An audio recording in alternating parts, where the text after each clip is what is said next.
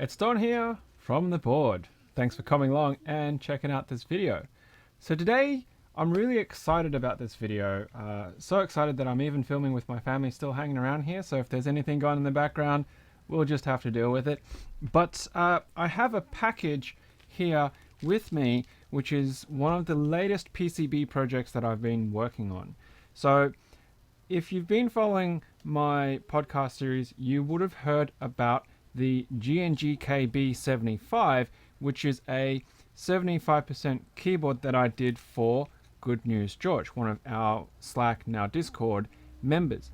And he reached out to me and said, I want to do a Alice type ergonomic keyboard. And I was like, yes, let's make this happen. So we went ahead, and today we're going to be just introducing this keyboard, this PCB, and I'll talk a little bit about our plans to go ahead with this board and this build.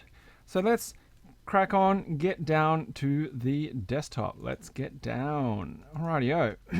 So here it is. Here's the desktop. Now, some very important things that I want to say is that this video is not sponsored by PCBWay, but the PCB is. So you're probably going to see at the start and everything it said like sponsored endorsed content. I don't really know how the YouTube policies go about that, so I tick those boxes anyway when I'm going to upload this video. But essentially they helped cover some of the cost for the actual prototype fabrication. So I want to say thank you very much to the guys at PCBWay for actually supporting this project. Of course, we're going to have a quick look at this and the quality of it and talk about it. If it's good, it's good. If it's bad, I'm going to call them out, just like I did the last time I reviewed a PCB from PCBWay.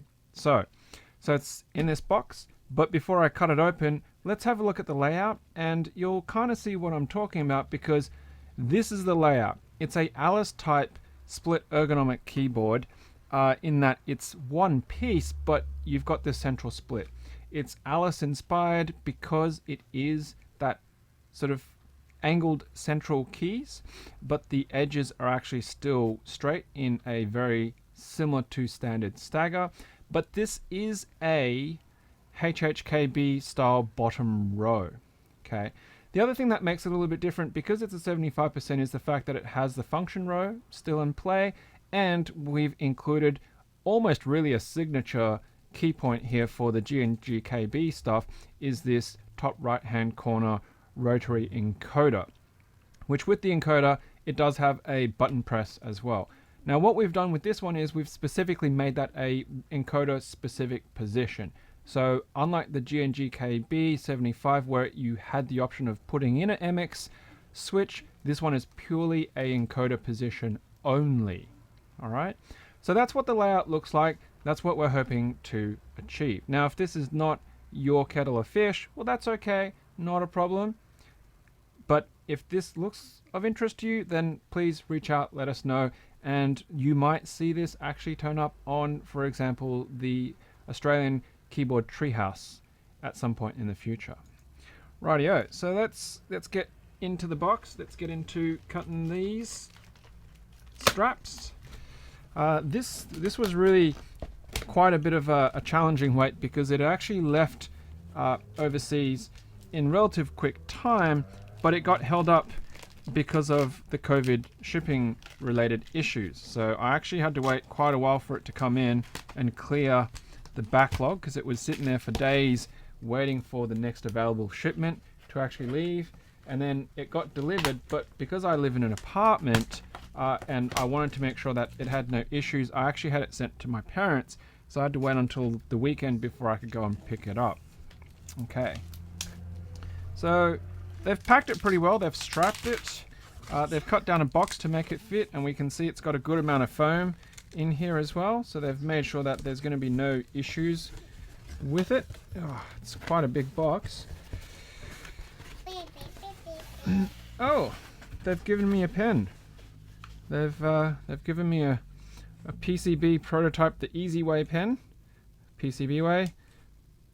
Looks pretty standard for promotional equipment. They've thrown in some stickers.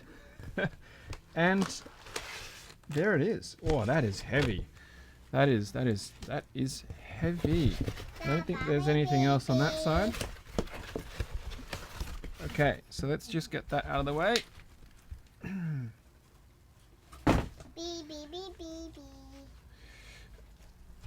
Yes, hey, be careful doing that. You're not going to fall off the chair, all right? Okay, let's just put that on the side.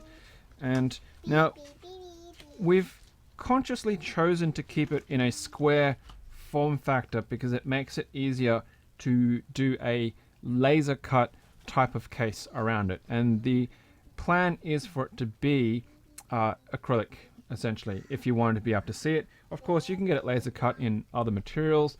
And if somebody at some point decides that they want to do a metal case, then of course that's an option. Now, this was meant to be 5 PCBs, so we'll see if it is 5, because obviously most MOQs for PCB companies is 5.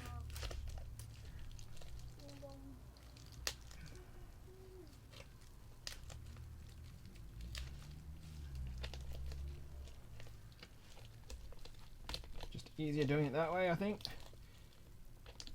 There we go. Okay.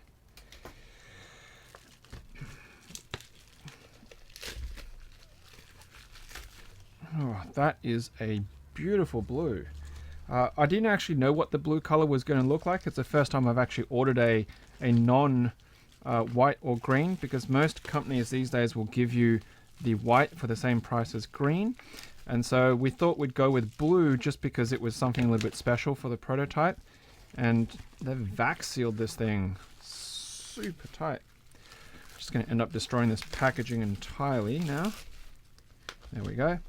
So 1, 2, 3, 4, 5 as expected. And this is just a beautiful color of blue. I actually feel like it's a bit darker than the blue on the Let's Split that you typically would have. And well, straight off the bat, we've got sort of your standard solder mask. It's the silver color, it's not sort of gold plate, which is okay, not a problem. The quality of the silkscreen, I'm just going to move my microphone so I can get in a bit closer under. Apologies for that. Okay, so the quality of the silkscreen looks pretty good. We've got some very fine silkscreen detail there. I don't know if the camera's going to be able to focus on that. Actually, it won't, because I've set it to manual focus, but I'm very happy with that. The size of those is 1 mil on that is what we've specified, but it's very clean. It's very crisp. I'm very, very happy with that.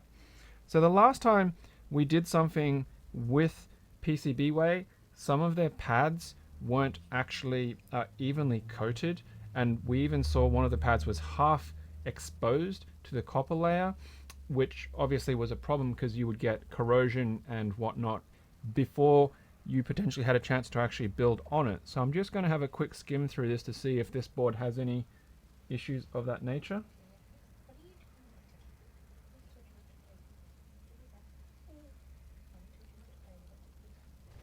It's really interesting because I'm seeing that these pads, they all have like a dot in the middle of them. Like, this is not going to show you very well. No, that's not going to work at all. I was so excited. I didn't really set up the close camera, but maybe we can look at it some other time. But they've all got like this dot in the middle of the pads, and I suspect that's just part of the manufacturing process on how they deposit them. But a quick look, I'm not seeing any that are not exposed.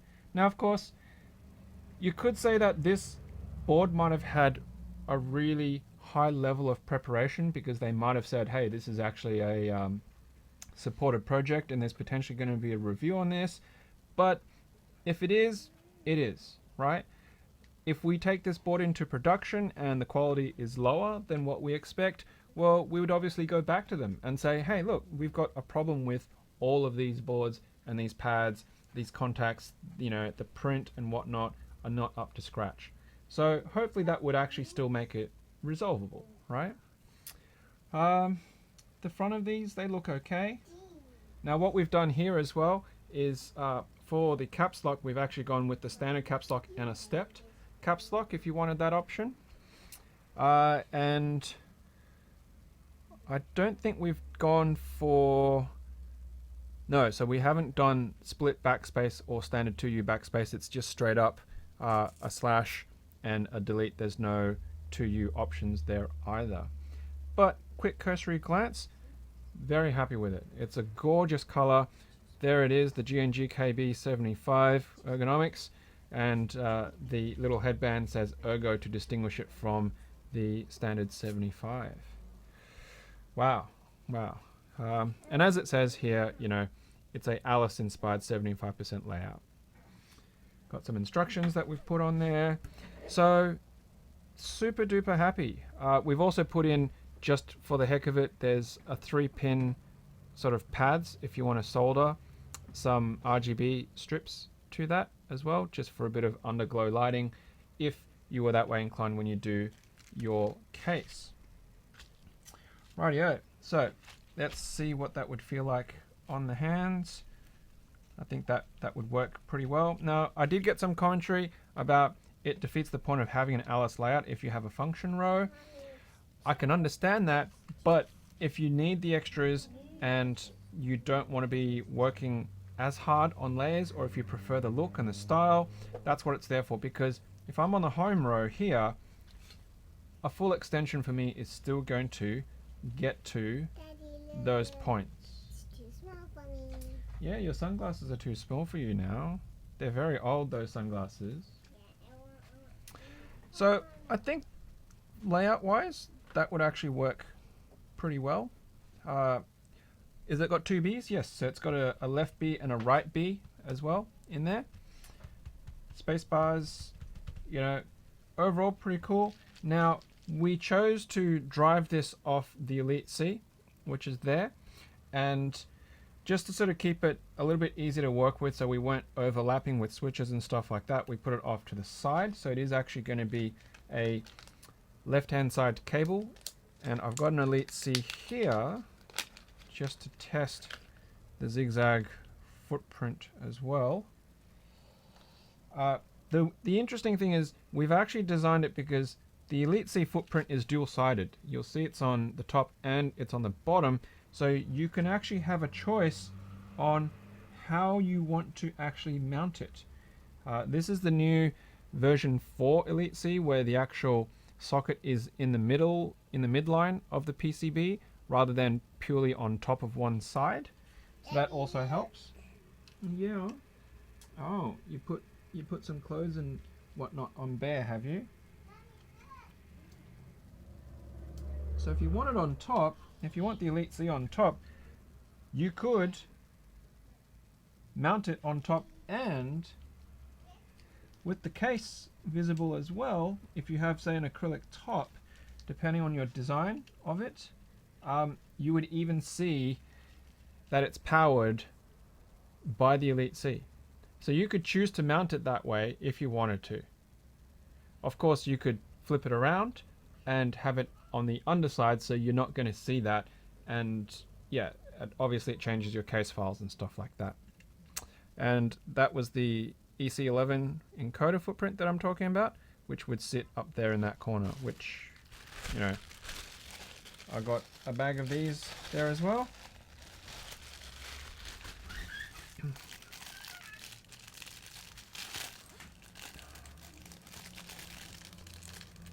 Rightio, make sure I don't lose those. And oh, that leg is bent. Let's nudge you back.